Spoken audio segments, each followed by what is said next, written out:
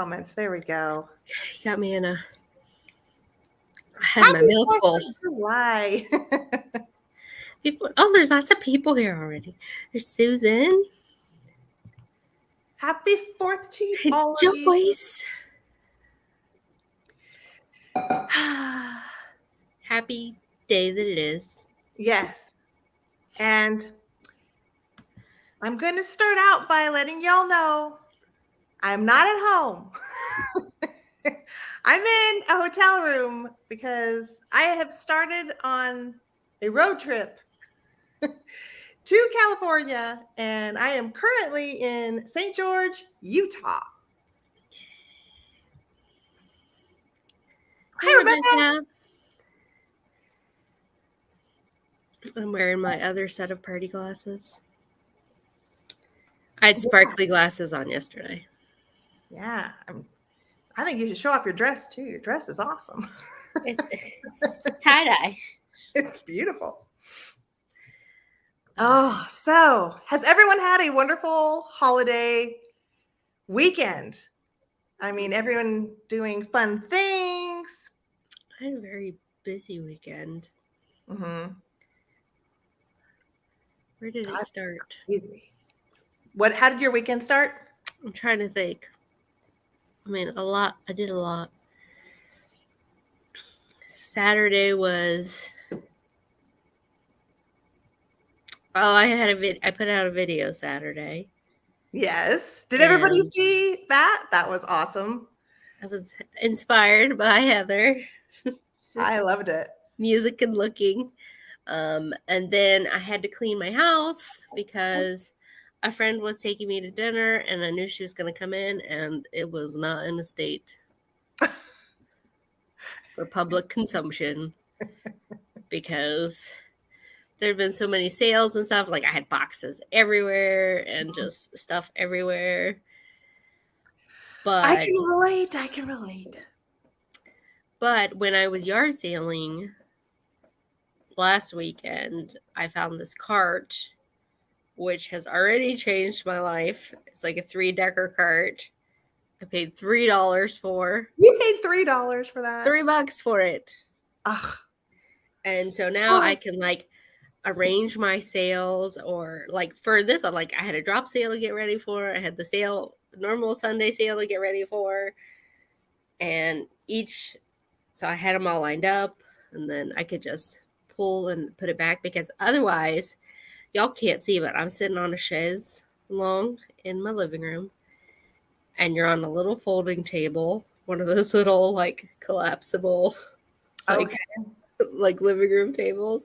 Uh-huh. And normally for sales, I'd have one set up here with stuff on it.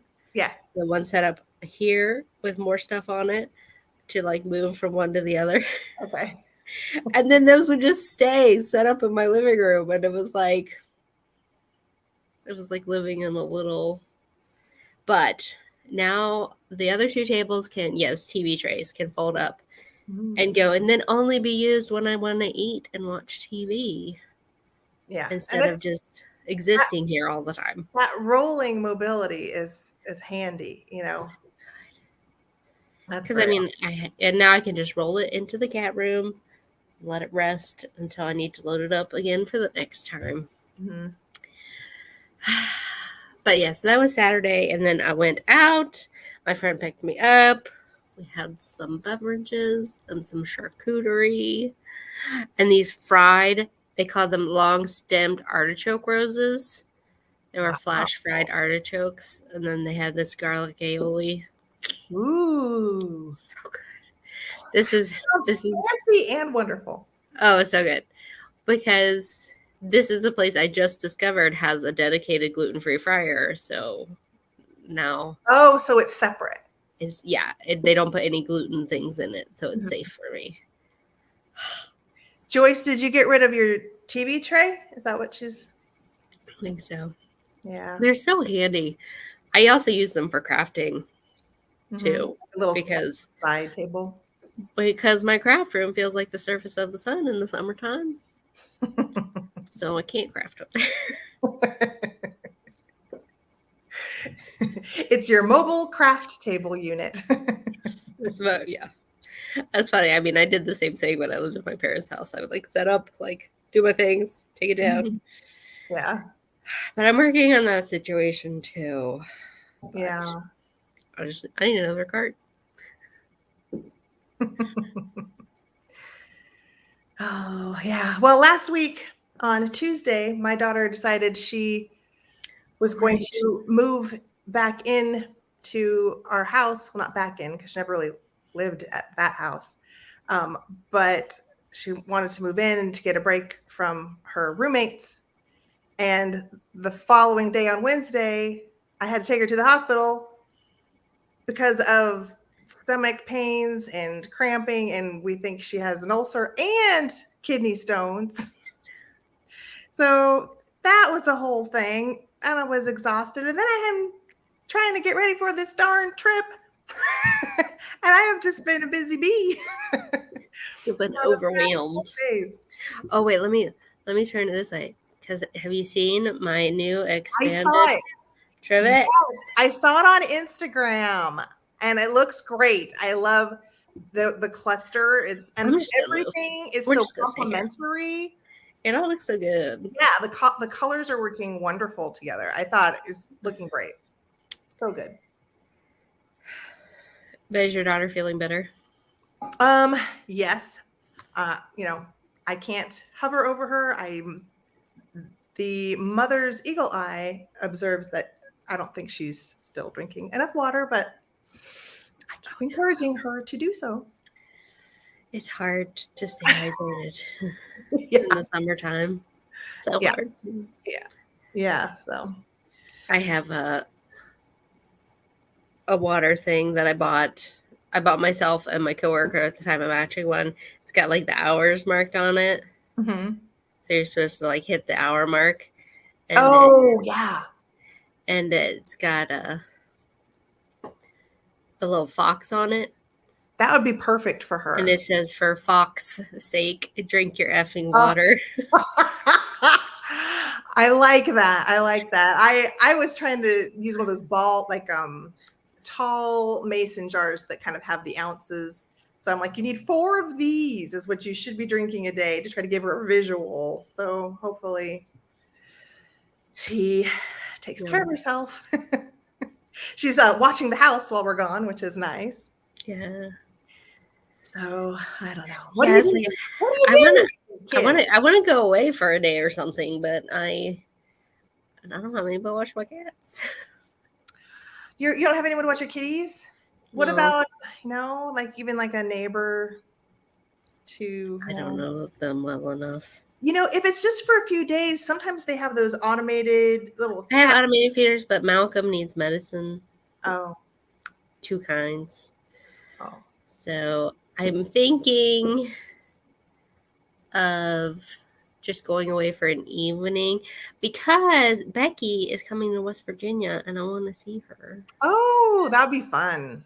So it's a couple hours away, but I think like if I medicate the cats, drive down after work, stay the night, do stuff on Saturday, and then come back, and then I can do it in the evening again.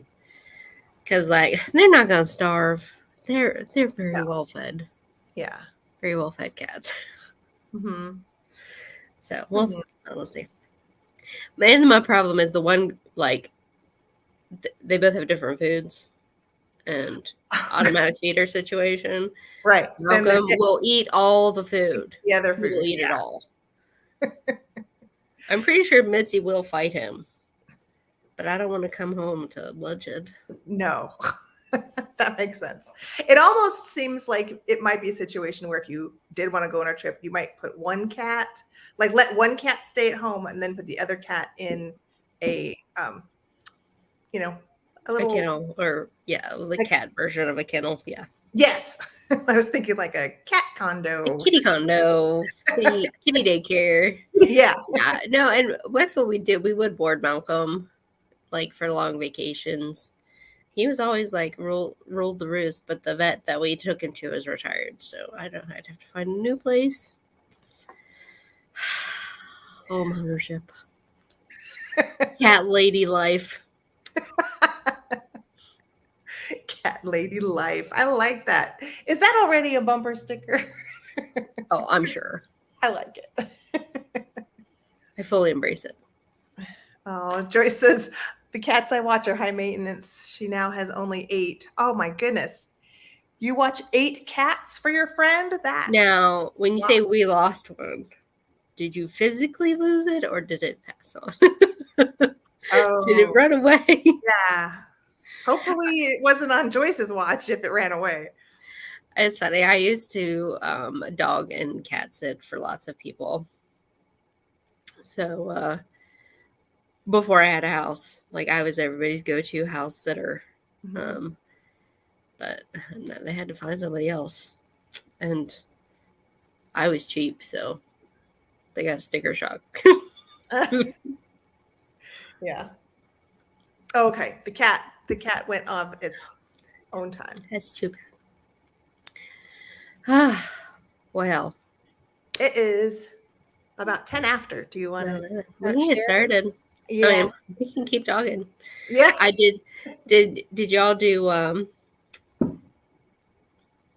I mean, you're gonna hear booms and bangs because like everyone in my neighborhood is setting off fireworks. It's aggravating. Let's see if Mitzi is hiding somewhere. Oh, she does not like loud noises. Okay. So, I'm allergic too. I love cats. I need to add to stream. Woo-hoo! Well, for the first one, can y'all see me all right? If you think I need more light, let me know because I've just got I don't know if we have lurkers. I don't know how many people we have. Yeah, that's okay. It's just Susan and Joyce and us, just us 4 gals Just hanging. on the 4th of July. I don't want to be outside. It's muggy. It's loud. Like Yeah. I might once the sun is fully down, I might go outside and hang out. I got a swing. I put together a swing. But like one of those big swings with the plank, like those romantic ones, the Renaissance gal on the swing kind of thing. No, it's the budget version. Okay. So it's black fabric. Okay. It does fit. It says it fits 3 people, but really 2.5 people. Okay. And it's got a little like canopy. Ooh. So it can shield you from the sun. But my first celebrating collection is our dear Kathy, Picasso cat, because she shared this image on the right of a shelf she just found for like 50 cents when she was yard selling. Ooh. And she had her frozen Charlottes arranged on it. And then I went back into her timeline and I found all these other little vignettes of frozen Charlottes and how she arranged them. So I just kind of like the idea of like taking something you love and just tucking it in little unexpected places. Yeah. A lot. I like it a lot. I love that. I think my favorite is probably the blue and white cup. Yes. But the swan is the swan. Yeah, the swan is it's up there for me. Yeah. I have a little tradition. Like I like using the silver etched baby cups and I'll put them in there. But I think that's fun. I usually keep the dolls with dolls. I've never just put it in an unexpected place in a different room of the house. Yeah. I think my husband might. I think my husband might. I'll just do it and see if he notices. Oh, I'll know if he notices. He'll be like, honey. What's this? I like how the top one, it looks like that ceramic cat is about to eat it. Yeah. Eat the baby. Yeah. It's so cute. Yeah, I love it. All right. And the shelf. I love those shelves. It's a great shelf. Beautiful wood. I love it. I like that you could hang it either direction. So if you wanted the bulbous part at the top. Oh, yeah. Mm-hmm. I see it. Mm-hmm. Yeah. I think I'd like it that way too. Yeah. Anyway. Love it. You're up next. I want a uranium one of these so badly. Oh, wow. Yeah. I mean, I know a lot of people don't probably have actual collections of Mantle Lusters.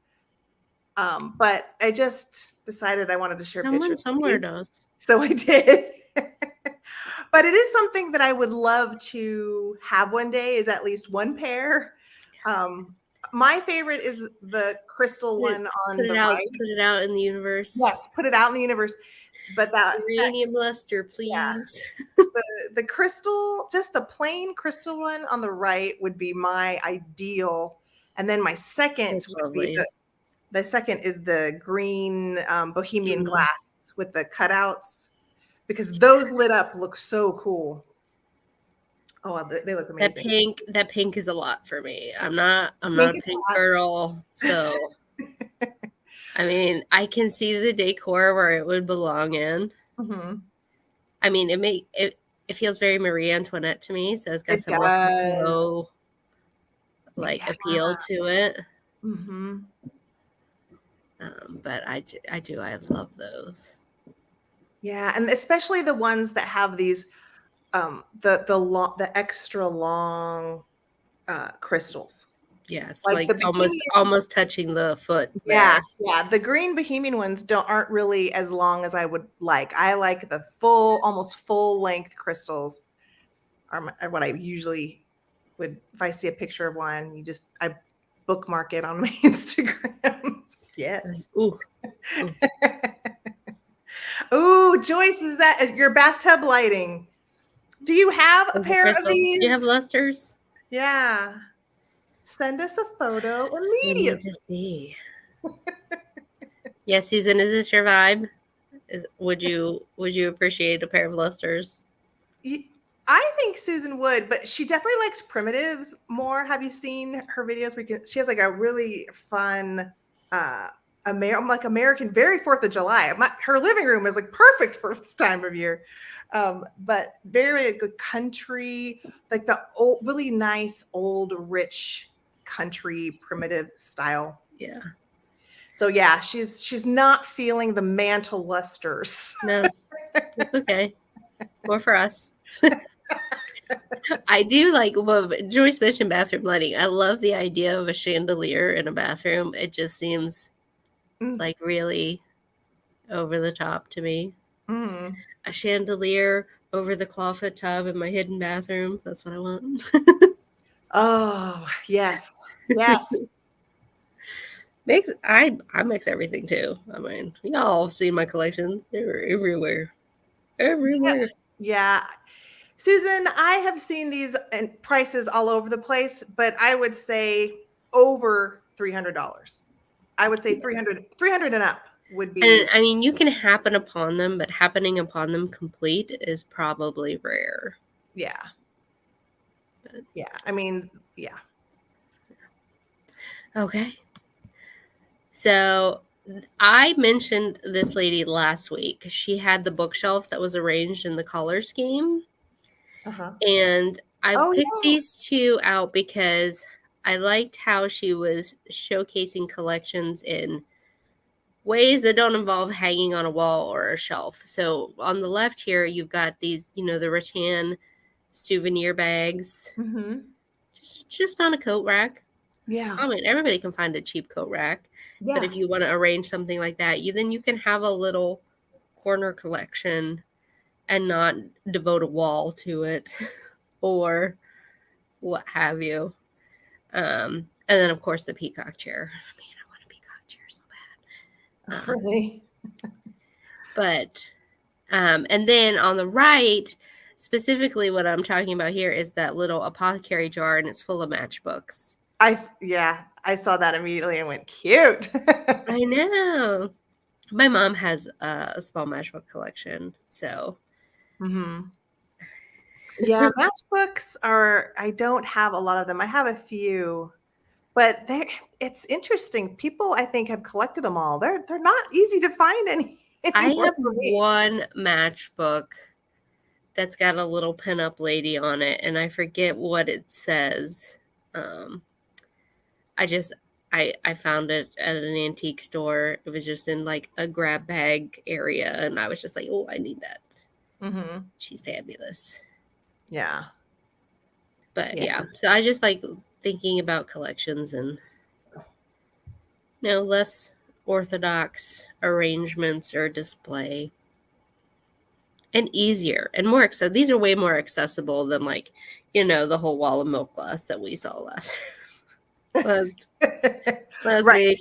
Yeah, like this you could, probably, acquire within, a couple weeks to months. It's not something that would take you a decade to.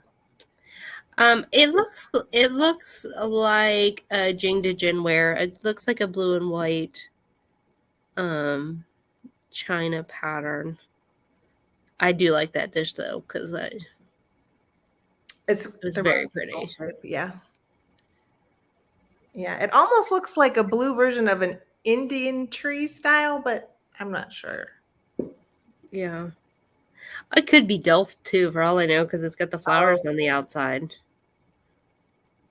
Yes, could be a windmill. I don't know. There's so many blue and whites. It's hard to know, but it's very pretty. That whole little vignette area makes me happy. Yeah, and I love that lemon topiary. I know.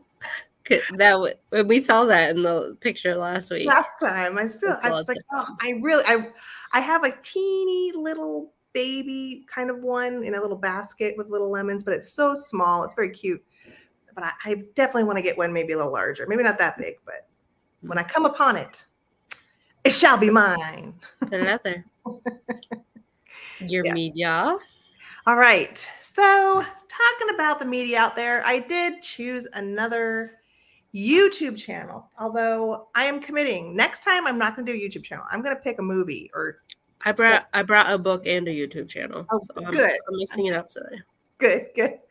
But I am choosing another one of my YouTube channels that I've been following for a while. And this is Renee. And she's somewhere on the East Coast near Phillipsburg, because she has this thing about peach. She calls it Peaburg. Is that Phillipsburg? Are you sure it's not Pittsburgh? No, it's not Pittsburgh. It does have an H on it. No, but she always, she used to be the mascot for this high school thing. I don't know, but she's always talking about, is that from Peaburg? Is that from Peaburg? And it's not Pittsburgh. But I think it's Phillipsburg.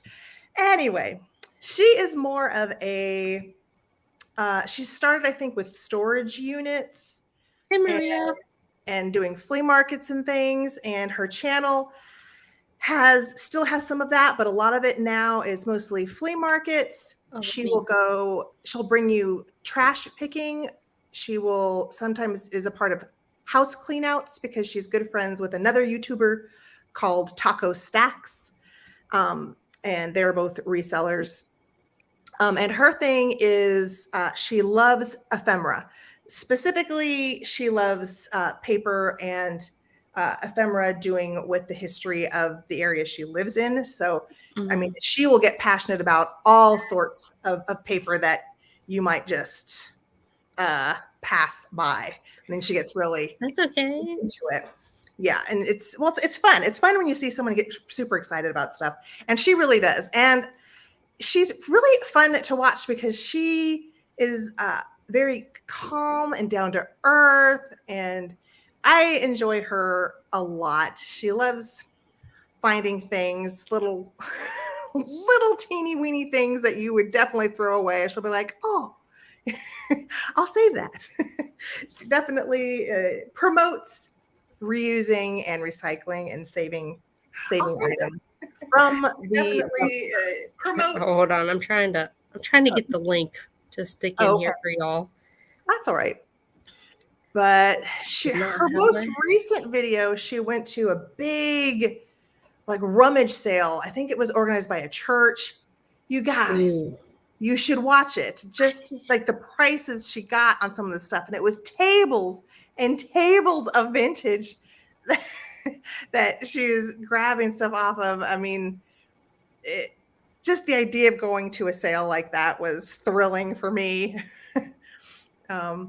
And some of her trash videos are really fun. You can go back if you are ever looking at her channel, go back and find, sometimes she'll have this series of where she kept finding these, picking up these trash bags of a house that was going through a clean out. And she was I mean, it's going through a lot of stuff, but she would find great things that she's just like, how could you throw this away?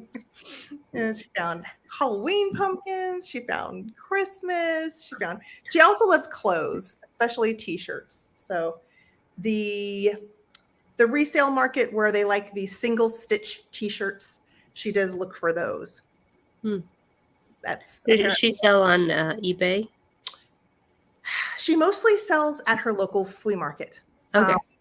She does have an Etsy shop, but she doesn't have a lot of things on there. I think she does have an eBay here and there as well, but she doesn't share a lot of it. It's not a part of her world where it's not part of her content. She doesn't talk. Yeah, it's not part of her content. It's more about the search, the treasure hunt, finding it, and then sometimes she'll be like, I'm going to take this to the flea market. I'm going to sell this at the flea market. And you know kind of what's happening. But from what I've seen, her online presence, it's not like a huge part of her daily life. Well, my first media, I'm going to have 2 in a row, is a book. It's called The Secret History of the Pink Carnation. It's fiction, slightly romance oriented, but the premise is this doctorate student from America is in London and she's trying to find the history of the pink carnation, which is like a later iteration of like the Scarlet Pimpernel. Do you know about Scarlet Pimpernel? Scarlet Pimpernel. No, tell me about that. Scarlet Pimpernel was a fictional character by Baroness Orczy. I don't know how to say it. Okay. Orczy, but supposedly it was a British secret, like he acted like a foppish gentleman, but he was like saving people from the guillotine in France and stuff like that. So this is like his like late 1700s. But the pink carnation that she's researching is Regency era. Ooh. But it is hilarious. It's funny. Like the characters, and it's not serious at all.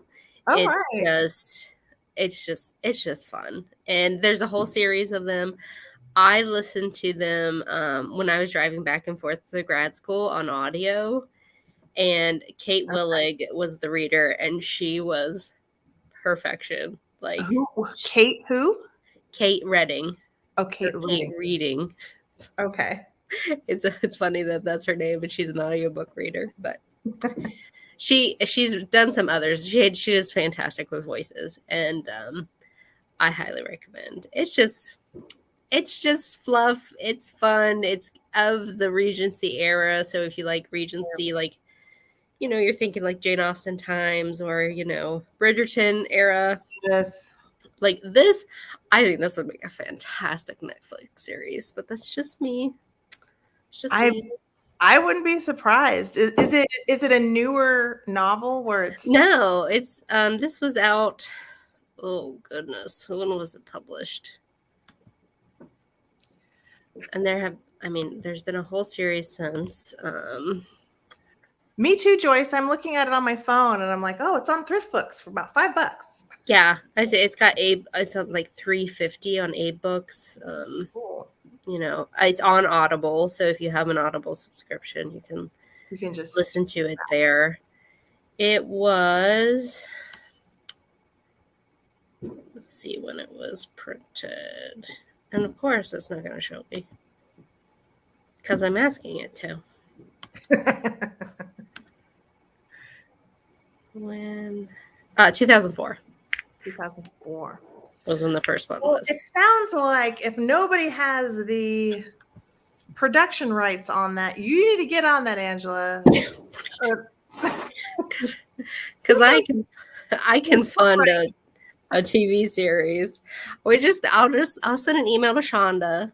Okay. And we'll just make it happen, right? No. But it's just fun. I got my sister who is not a romance novel fan. She ate these up too. So there's something in it for everybody. So, yeah. I am a romance novel fan, and I don't care who knows it. There we go. They might discuss. discuss etchings in it. I can't remember if this is one, but that's possible. Awesome. So my next media must is a YouTube channel, and it's Sosteen. Again, we're back in the CosTube arena. She's fantastic, and not only is she an amazing costumer, and she does delve into history of things. Like this is her most recent video right here. I spent a whole year making this dress, and the picture that she used for reference is one of the first female medical doctors from the late 1800s. Wow. And she is a doctor. So not only does she have a YouTube channel, and she's a mother and everything else, she's a doctor. So she wanted to make, a doctor costume from when women could first become physicians and then wear it. Make it and wear it. So she goes into the history of that. And on the right here, I think that's a hanbok. So that's a traditional Korean garment, influenced by a painting that she has always loved. And so she had that created. Oh, she's got lots of cool. Oh, she just posted for Mother's Day / anniversary. Her husband got her this antique little tiny sewing kit in a walnut. What? It's I almost put the picture in here because it's got like scissors that are this big, a little tiny thimble. What? It's okay, I have to show you. Yes, please show us. So I'm guessing this is all functioning scissors. Yes. Even though it's miniature. And then I was like, okay, there's something I didn't know I need to collect. Yeah, well, yeah. Walnut sewing kits? Yes. Put it on the list. I know, right? Okay, can I share my screen? Okay. We're going to have an inception moment real quick. Okay. And then, where's it? Okay, look at this. Do you see it? No. Walnut? Let me see if I'll add to stream. There we go. Okay. Oh my God. The walnut is completely carved. Oh my gosh. Look at the scissors. Look at the thimble. And you know the thimble's little because she's not a large individual. Wow. What else was in it? So it's got the little scissors and the thimble, and then it looks like there are other things in there, and I want to know. Yes. I want to know. I love it. So love. Okay. Let me get. So there's Sosteen. There we go. Wow. I don't know if they made it out of an actual walnut. I know that some things did. People did make things out of walnuts. I've got a little tiny basket made out of a peach pit. But that's tramp art. That's something completely different. If you see someone crawling behind me, that's my husband. You can just walk. That's what I told him. He's army crawling. So that's Sosteen. Again, I will put her link in so y'all can follow her if you're interested. Again, if you like costuming, and she also delves into history and stuff like that. The dress, the dress she made, it's so gorgeous. Oh, and these two dresses aren't even like the mind-blowing ones that she's done. Yeah. I just really like the fact that she made like a historical female doctor's outfit. Yeah.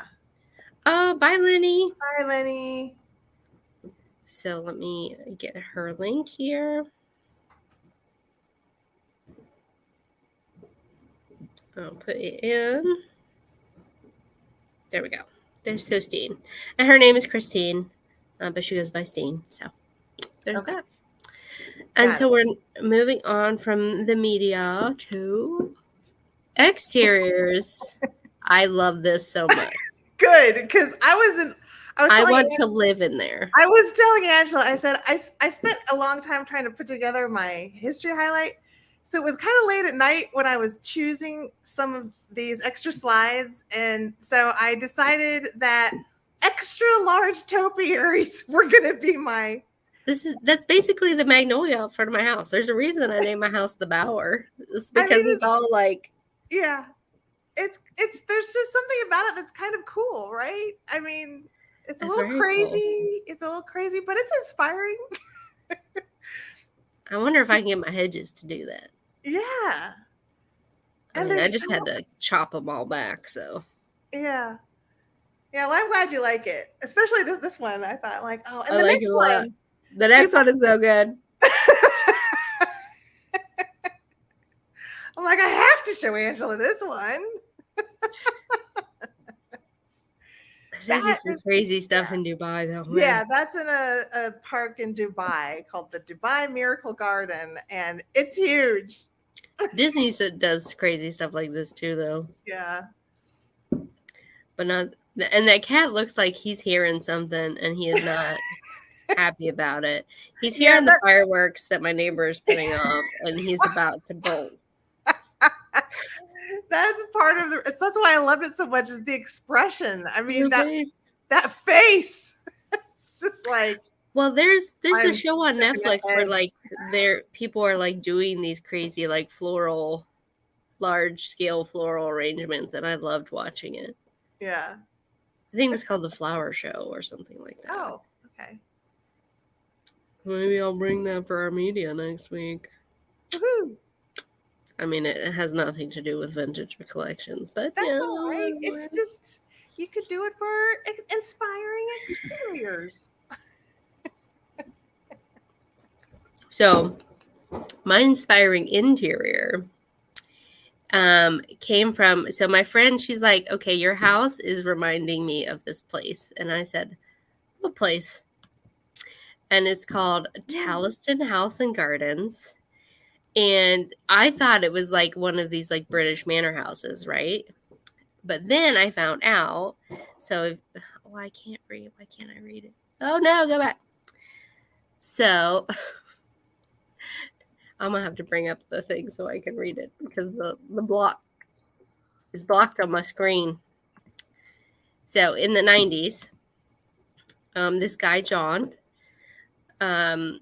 stepped into just a normal 3-bedroom, semi-detached house in Essex, and then it turned into this 25-year project. So he wanted to take this just standard British house and transformed it into a wonderland of inspiring locations. And each room, there are 13 rooms. There's 13? Or spaces. Like one of the spaces is like a hallway. So, they take each space in the house has a story, and like they have like a rune associated with it and like an element, and then they've developed whole stories. Like if you go onto the website, like you can look at each room and they'll tell you like that story and the photographs and the places that inspired it. Mm-hmm. And so I just love that it's just your bog standard house, and they've made it something special. Because my house was absolutely like a work person's house. It was not a fancy house of the 19 teens, when you would see crazy Victorian houses and stuff like that. And it has no bells and whistles. So I'm adding the bells and whistles. Right. I was trying to do the same thing with my house. I completely am there. I am inspired by this. Oh, I just saw that fireworks. Yeah. But I just peeked over at the website. That Hall of Mirrors? What the heck? Hall of Mirrors. So this one is I think the Mead Tower. And then, are you hearing the fireworks? Yes. Okay. I can hear some booms. Booms. Yeah. And then this one on the left is the haunted bedroom. And then they have this whole story of the unfortunate demise of a child. And then on the right is the star, I think it's like the stargazer room. So they, made a little conservatory, and it looks like a Japanese tea room kind of with the way the sitting. And so I was like, well, one, I love that my house makes you think of this. And now I feel like I have permission to just go crazy. Exactly. I can become a destination. There you go. So so Talisman House again. I'll put the link in the chat because now I want to go visit because in the back they have a little outdoor garden and No, I love it. I love it. I love all the wood paneling, all the fabrics. It's like I see brocades, I see velvets. Look at the big green man over the fireplace there. Yes. I saw the face. At first I thought it might be more like a Buddha face, but I couldn't tell from the side here. Yeah. Let me copy. And I have a green man on my front door. He's the little door knocker. Oh. That I got years ago at a Ren fair. That's awesome. And I love how it's really English, but then you can see there's little paper lanterns hanging from the wood beams at the top. And then in one of the rooms, there's a big kind of Buddha shrine. I think that's up in the attic. Ooh. But that's it for those slides. Awesome. And the next, Joyce loves Green Man stuff. I love it too. There's a band that I saw at a Ren fair called Bergamot, which is an old German word for to be in a good mood. Mm-hmm. And they have a song called The Green Man, and I love to listen to it. And do y'all have pick soundtracks for parts of your life? I don't. Well, I just have songs that I feel embody spaces and times for me. Mm-hmm. And so my bedroom is Marco Polo by Lorena McKennitt. So I love Lorena McKennitt. I wish we could play music because I would totally have music for my Media Must and have y'all listen to it. Yes. I have every Lorena McKennitt album there is.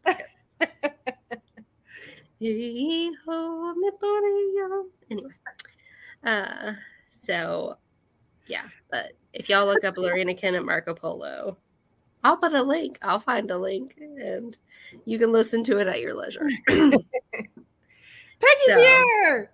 Peggy! I haven't seen her in so long. I know nothing about these, so I'm a blank slate here. You're a blank slate. Well, I have two just heads. They're old and they have little cracks, but it's part of what I like about them. They can, to some people, I think now especially, maybe look a little scary. But I really like them, and they have a really cool history. So they are from pretty much there was a big fad in the 1920s. Here, let me scooch on over. Okay. So first thing off, boudoir dolls go by a lot of names. So if you're ever searching for one, or if you have one and you you're selling one, all of these names up here would be keywords to look up a boudoir doll. And it can be sofa doll, salon doll, poupée de salon. Poupée just means doll in French. French bed dolls, parlor dolls, portrait dolls. All of these are words that you can use for these types of dolls. And they have obviously very specific look. And, just this doll here on the left is perfect example. Really long limbs, long, thin body, little hands. Sometimes the hands are a composition, which means they're sewed on a little extra formed hands, but a lot of times they were just cloth all the way down, and then pointy little feet. Now, some of them don't have pointy feet. Some of them have like more of a heavier foot.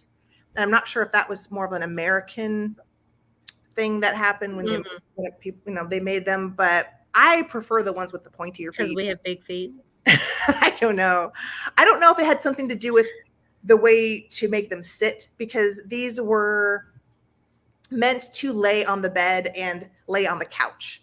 So they weren't meant to really be played with. They were it was an adult phenomenon for the most part, and they would adorn your sofa, your bed, and it was like a fun, conversation piece. If people came over, people would love to show off their boudoir doll. And then so the heads could be either cloth or composition. And they were much more stylized. So these dolls didn't look like little girls or babies. They looked like a more stylized female. Yeah. All right. So the history of boudoir dolls is not particularly easy to find. I found a few blogs to try to get an idea of how they kind of started. And so this is my brief synopsis of what I think pretty much happened.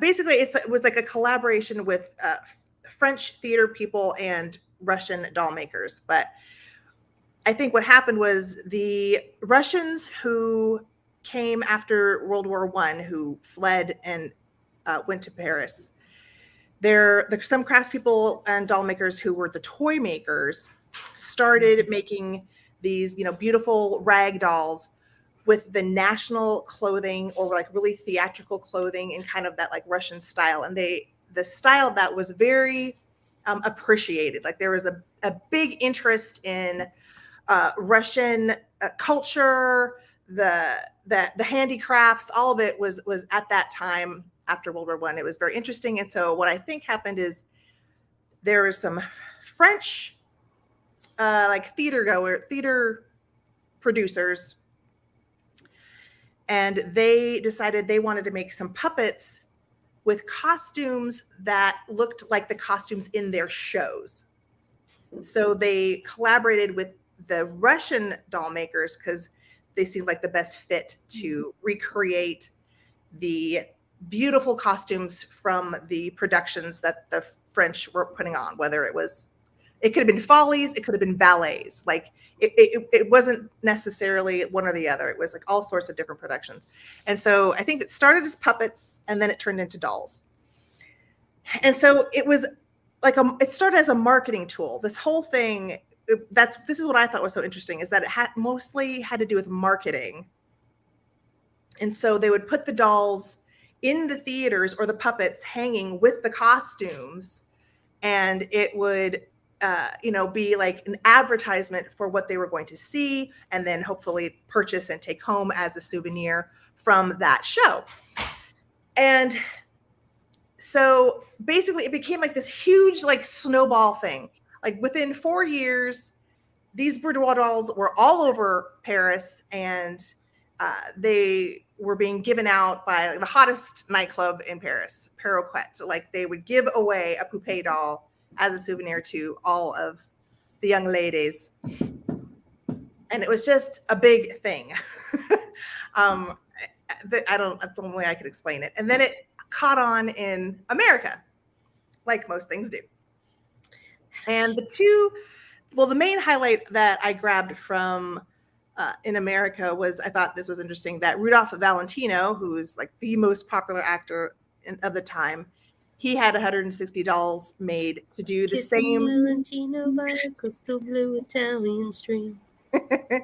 He had a bunch of dolls made for the same idea, to promote the movies that he was putting out, and have those dolls put in the theaters in the display, like where they put the lobby cards, put those dolls in there. And so that idea became infused, and so it became like they would make these portrait dolls. So you can see down here there's Marlene Dietrich, and she's got a few dolls that look just like her. Mm-hmm. And so in the fan magazines, you would see like the actress with their portrait doll. And so all of the fans also wanted a portrait doll like their favorite actor. And it wasn't just portrait dolls. They had boudoir dolls of all sorts. I'm going to show you some cool costumes. But there's a few pictures as far as like celebrities and how it kind of played together. I thought this was beautiful because this silent film actress, I've never heard of her, but the costume, it's wearing a pantsuit, which was very irregular as far as like a doll wearing a pantsuit. Like it was like some of these dolls were embodying this romantic, like the whole kind of flapper era of the 20s, where everybody more wild and free. And I think if you were to find a doll with a costume like that like fancy pajamas, that's where the money is. Yeah. Is the costumes. And then there's this one here is another portrait one where it obviously looks a lot like Alexandra Danilova. Yes. And so I thought that was just beautiful. And this is some sort of promotional picture of one, actress from those early 20s with like a whole handful of dolls. And here's a Ziegfield Follies dancer with a much more risque looking doll. And that was part of the allure, from what I understand, is that some of these dolls they like embodied that wild and crazy Great Gatsby era of being a little more wild and free. And so some women really wanted those because they didn't necessarily look like that or dress like that, but their doll could look like that. And then this one, Susan Lenglin, she was, I guess, a world champion tennis player from 20 to 26. And so someone made a poupee doll for her. And Dolly Tree, she was a costume designer who had dolls made from costumes that she had designed. And then I got a Mae West doll. And you'll see the Mae West doll is one that has the cigarettes. And I think on my next slide is, okay.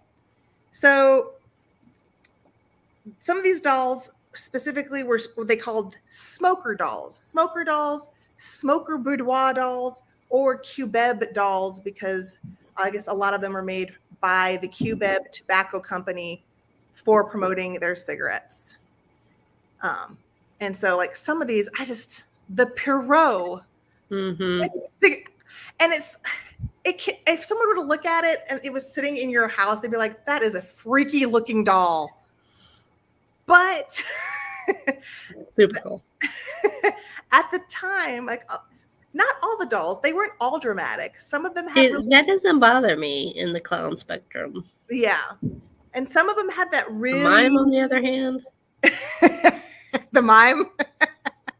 Not for you. I couldn't find a Clairbeau doll, but she had one. I know she did. And I know even if fans couldn't buy their own, they would make their own. Like they would try to make their own. I did want to show, so this is an example of some of them that were popular in France, where there is some heavy makeup, but the one on the left isn't like super heavy. So they weren't all like extra dramatic. Honey, you talked about puppets. Puppets are a big thing in like the Czech Republic. So I wonder how much carryover there was there. I think, that's part of why that's how it happened that the rag dolls became so elongated, was because they started out as puppets. And then I think they made them more like dolls so that people could lay them on the bed or couch. Now I couldn't find that in writing, but because of the connection with the puppet, it made sense. It made sense to me that when they transitioned to the cloth dolls with the costumes, that they still held that elongated look. So I don't know. That's why I think it kind of happened. I mean, that makes sense. Plus it's also like a great way to kind of, make the costume really like elongated. If you have long limbs, the dress, the skirt becomes really long. Mm-hmm. And because it did start out specifically, it was about the costumes and showing off the costumes for those ballets and follies and theater productions. Yep. And once it became really big, there were dolls that were really popular that were French court dolls and Elizabethan dolls. And it's funny because this is around the 20s. Yeah, it's just after Art Nouveau. And before this is when you get all the really long, like, marquee posters showcasing the costumes. Like, that's how Mucha got started. Oh, okay. He was showcasing the costumes of Sarah Bernhardt and her productions. Mm-hmm. And those were those long, skinny posters. Mm-hmm. So I wonder if this is, right, the new kind of. Mm-hmm. Maybe. I mean, this is tactile. So, wait. Yeah, intricate. Yeah, and I know that once they became big, they were being made for. So it wasn't, once they became, like, by the mid 20s, it wasn't always necessarily for a production anymore. It was just, people like Cubeb. Cubeb was just making dolls to promote smoking. They were. I can't see the lady on the right and not talk about Hocus Pocus because. Well, it looks like Winifred Sanderson. Yes. And there's a Hocus Pocus 2 coming out. It does look like Winifred. Yes, it does. You're right. You're totally right. It's the lips and the. But you can see that even though it was the 20s, they still made dolls, that were back in the older fashions because, women wanted different things. And so these are some examples of the older 18th century fashions. And then they also liked the Perrault dolls, the Harlequins. And this is a harem. Look at all the YouTube people I've shared. We've always loved fashions of the past. So, I mean. Exactly. It makes sense. Exactly. And then, so these are examples, even though it's all around the same time period, these look different from the costumes that you're going to see next, which is going to be much more 20s, which is the flapper boudoir dolls. And from what I've read, they were a little more popular in America, but they still had flapper dolls in France too. But there were a lot of people wanted the modern flapper designs on their boudoir dolls. If they weren't portrait dolls, I guess these were really popular. And if you can find the ones with the outfits that are still intact, or if their head is intact, all of these I'm showing you, these heads are in amazing condition. If you look for them, it's hard to find ones that are this nice. Again, the one on the right looks like she's had too much bathtub gin. Well, yeah, I mean, I think they're great. But yeah, the one on the far right, yes, that's some heavy, dramatic makeup. And a lot of the women, even though they were considered kind of garish and like some people were like, oh, but they really wanted them. They really wanted it, they kind of could live vicariously through their it was like, they could have, the fashion and everything that they were too scared to wear. Yeah. But the one in the middle, see, she doesn't have the super heavy makeup. So it's not, but she's wearing pants. Yeah. But she's wearing pants. So yeah, I mean, there were all different kinds of them. Like it was a huge. And then I'm ending on this just because I thought it was cool. This was a 2007 fashion show by John Galliano where he was obviously inspired by the boudoir doll and he did amazing makeup for them. And I thought, I got to throw this in there because it's just so darn cool. Yeah. And so that is what I found out about the boudoir doll. It's a good thing. Yeah. Well, I mean, we're almost at an hour, so I can always talk about a favorite thing. So we don't have to do that tonight. I do have a quote though, which should be the next slide. Okay.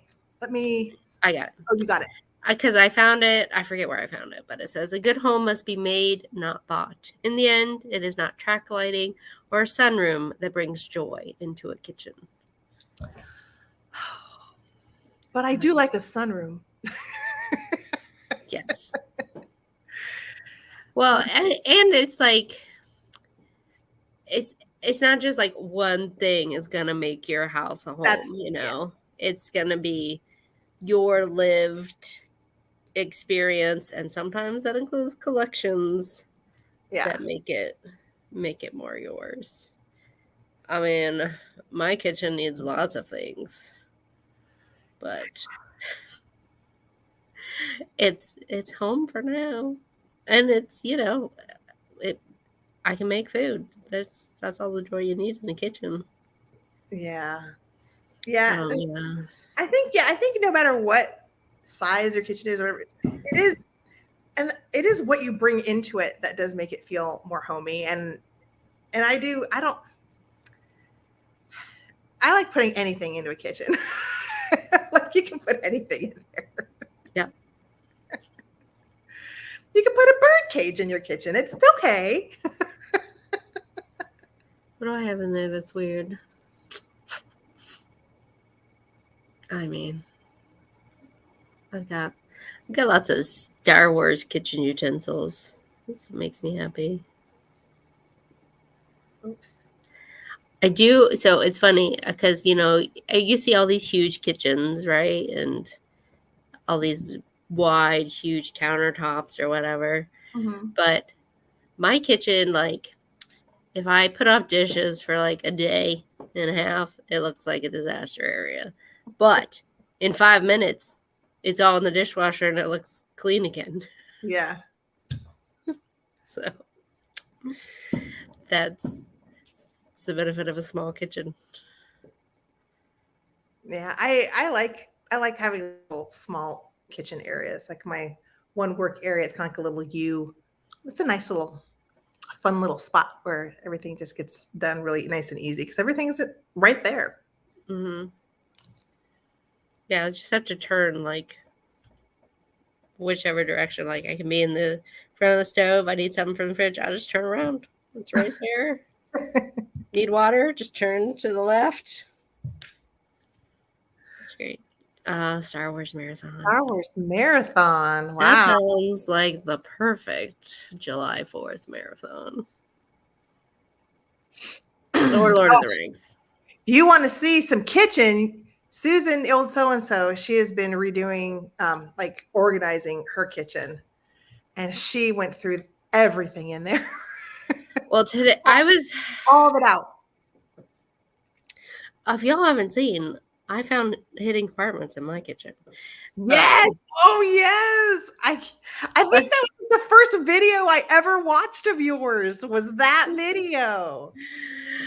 And and Jamie and Miss Century Wasted was going to be using the hot dogger today. I need to make sure I watch, see if she posted the video.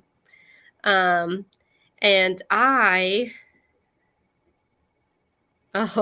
get the Last Jedi. Okay, that's good.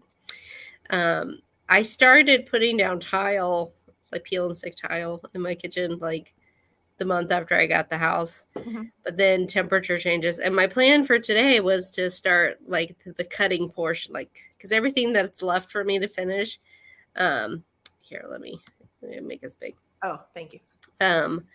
Is all the tiles that I have to cut and put in place. Yeah. Now it was on the agenda for today, but I woke up a little later than I intended. So I didn't start mowing my yard until like 9. And it wasn't as hot as it has been, but it was still way too hot. And so by the time I got that done and my heart started beating at a normal rhythm, it was time for me to get ready for my whatnot sale. And then after that, I got those all packaged and I sat down and I fell asleep. You know, what's sad about the whatnot sales is you can't go back and watch them later. Yeah. Because I would love to see your whatnot sale, but I was on the road. I can show you what I had. You can have a private sale. It was all just my handmade leather necklaces and such. Yeah, what I wanted to watch. I don't know. I think they've gotten that as feedback, so we'll see what happens. Like, I can always record it. I don't know. There's not enough storage on my phone for all the recordings I need to do. Mm-hmm. So you did the Whatnot sale just from your phone? Yeah, I mean, you can do it from a computer, but it doesn't work very well because it's built as an app. So it's best from your phone. Okay. Yeah. Or if you had a tablet, maybe. Yeah, if you had a tablet and the app would function on it, that would work too. I have a tablet, but I haven't used it in like a year. Because I haven't needed to. Yeah. Yeah. Now I own my TV and I'm the only one who decides what goes on it. So I don't need to like slink off somewhere and watch what I want to watch on my tablet. I'm an adult. Oh, wow. Joyce, you sure do keep busy with your crafts. Joyce does. Joyce is always busy. What are you doing it as a certain theme? Is there anything you need? I might have something.